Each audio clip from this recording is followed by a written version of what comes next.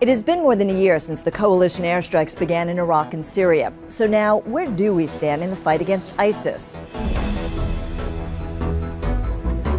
The first airstrikes against ISIS began August 8, 2014, several weeks before the beheadings of American journalists James Foley and Steven Sotloff. The U.S. Defense Department says since then, more than 8,000 airstrikes have hit Iraq and Syria. Almost two-thirds of those have been launched by the United States at a cost of nearly $5 billion.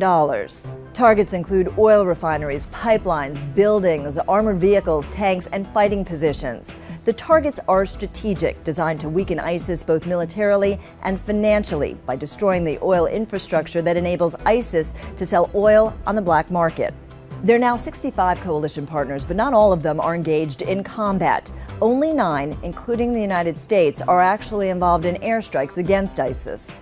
At the start of the bombing campaign, the CIA said there were as many as 30,000 ISIS fighters. The CIA has yet to update those numbers. ISIS considers itself a state and is setting up governments in captured cities like Raqqa in Syria and Ramadi and Mosul in Iraq. ISIS has also made significant gains in Libya and Egypt. And then there's the question of loyalties. In Syria, there's President Bashar al-Assad on one side and ISIS on the other, with a number of rebel factions in between, whose loyalties can be very difficult to figure out. The U.S. has spent hundreds of millions of dollars training moderate Syrian rebels with little to no success.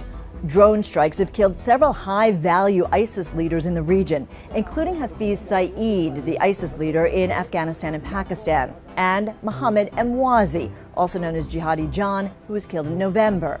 But now ISIS is entering a dangerous new phase in response to coalition advances, launching external operations in which European nationals train and fight alongside ISIS fighters to carry out attacks like the one in Paris. And now they're threatening more.